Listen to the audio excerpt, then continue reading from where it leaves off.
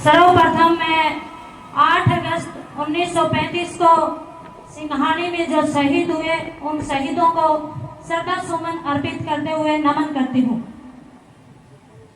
बहुत ही सम्मानित आज के कार्यक्रम के मुख्य अतिथि अजय बगासरा जी, विशिष्ट अतिथि उत्तर प्रदेश से आए हुए परमिंदर आर्य जी, लोहारू हल्का के पूर्व विधायक चौधरी सोमवीर जी, संयुक्त किसान मोर्चा के नेता कॉमरेड इंद्रजीत जी व मंच पर आसीन सभी महान विभूतियां व सिंघानी गांव के समस्त ग्रामवासी, मंच का संचालन कर रहे राज्यपाल नंबरदार जी, भजन मंडली,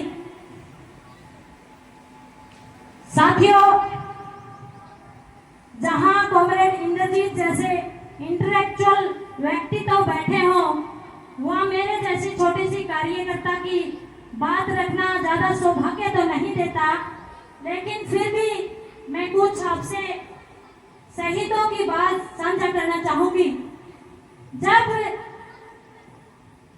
एक तरफ पूरे देश की मैं बात करूं तो ईस्ट इंडिया कंपनी से, अंग्रेजों से लड़ने का काम कर रहे थे, और लोहारू रियासत की बात करूं तो लोहारू का किसान और मजदूर नवाब के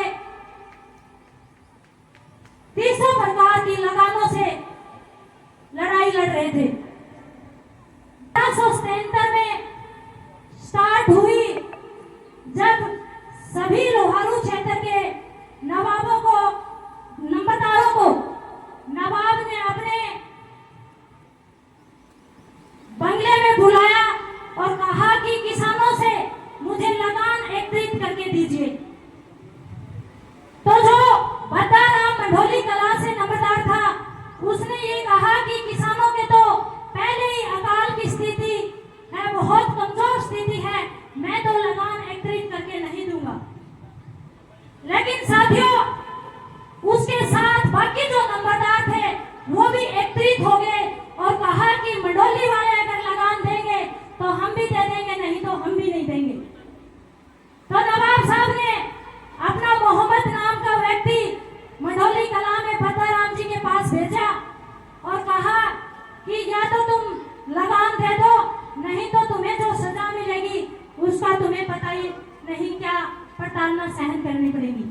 लेकिन भद्दाराम वो क्रांतिकारी व्यक्ति था, उसने कहा कि बेशक जो मर्जी सजा दे दो, लेकिन आपको लगान नहीं दूंगा। तो वो शरीर से भी पूरा हट्टा कट्टा था और मोहम्मद ने उनको गालियां दी। गाली देते ही उनके सिर में मुक्का मारा और मुक्का मारते ही वो मर गया और उसकी लाश को गधी के ऊपर लाद करके और लोहारू के नवाब की तरफ कर दी। तो उस समय की एक कहावत भी है कि बद्दा जाट बदी पर था, अरे मोहम्मद बंधा गधी पर था, अरे मोहम्मद बंधा गधी पर था। तो ये कुछ कहावतें भी वहां से शुरू हुई। उसके बाद बहुत सारी प्रताड़नाएं, अगर मैं पूरे इतिहास की बात करूंगी तो लंबा चौड़ा हो जाएगा। मंडोली गांव को काशनी में थाना लगा दिया और उसकी तरफ घोड़े बारूद कर दिए और गांव को उजाड़ने तक का काम किया। लेकिन भद्दाराम झुका नहीं, उनको गिरफ्तार कर लिया, फांसी की सजा चुका दी और उसके बाद उसको वो रंजिश थी जो मोहम्मद को गधी के ऊपर लाद के भेजा था वो, तो उसने उस रंजिश में फांसी देने से पहले गांव में भद्दाराम को घोड़े को बांध करके गांव में घसीटा, उसके बाद उनको फांसी पर चढ़ाया।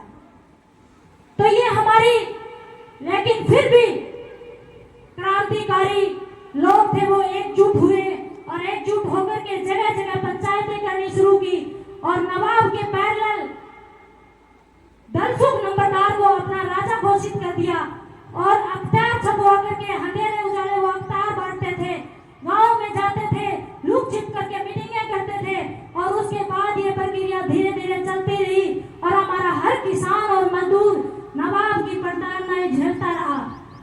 उसके बाद 6 अगस्त 1935 को चहर कला में एक पंचायत हुई, वो किन कारणों से सफल न होने की वजह से और सिंघानी में पंचायत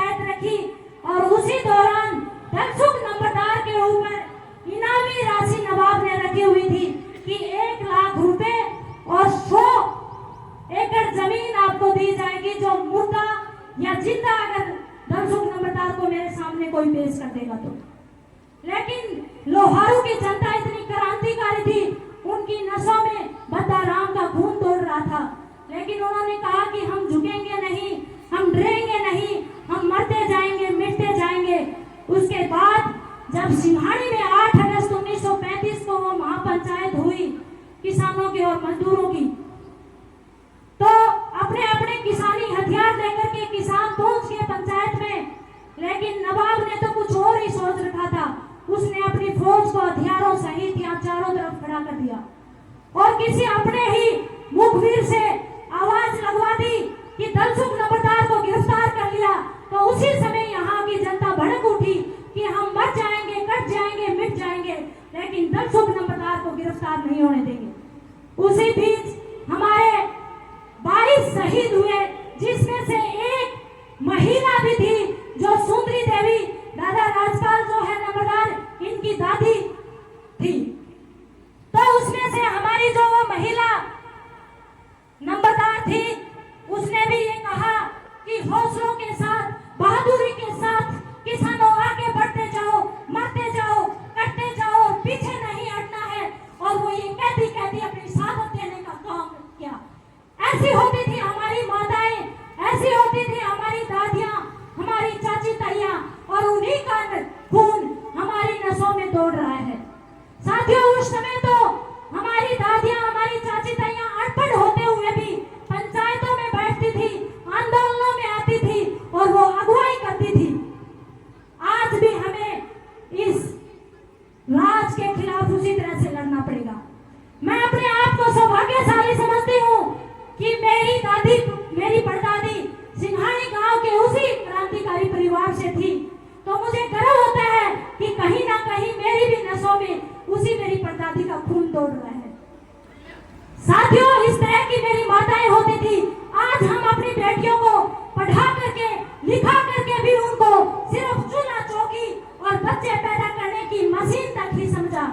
आज हम उनको उस तरह के क्रांतिकारी आंदोलनों में भेजना पसंद नहीं करते।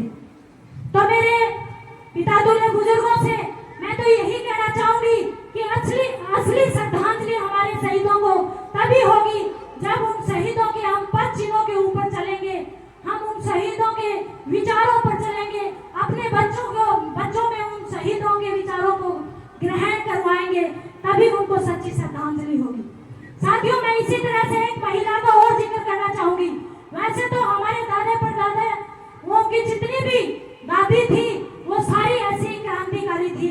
जो धनसुख नंबरदार की पत्नी थी चावली, उसको जब नवाब ने घर से निकाल दिया, जमीन उनकी छीन ली, घर नीलाम कर दिया, और वो चावली देवी इस्तेमाल की थी और वो अपने मायके चली गई।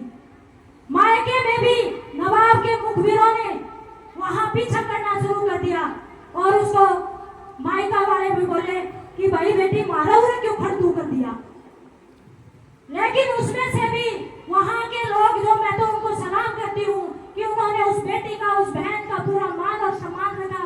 उन्होंने गांव में पंचायत बुलाई, उसकी पूरी सुरक्षा की गारंटी ली और उस महिला के बच्चों को खाने पीने का सारा प्रबंध किया और कहा कि नवाब के मुखबिरों को यहाँ हम घुसने नहीं देंगे। जिसको 2 साल तक तो यह भी नहीं पता था कि तेरा पति जिंदा है या मर गया। तो इस तरह की हमारी माताएं, इस तरह की माताएं होती थी जो ना दूसरी शादी करती थी और ना ही कहीं अपने बच्चों को छोड़ करके जाती थी। तो मैं ऐसी मेरी क्रांतिकारी माताओं को एक महिला होने के नाते सैल्यूट करती हूँ, क्रांतिकारी अभिनंदन करती हूँ। और आप सबने मुझे समय दिया, आपका बहुत बहुत धन्यवाद। इनकलाब जिंदाबाद। जय जनता, जय संघ।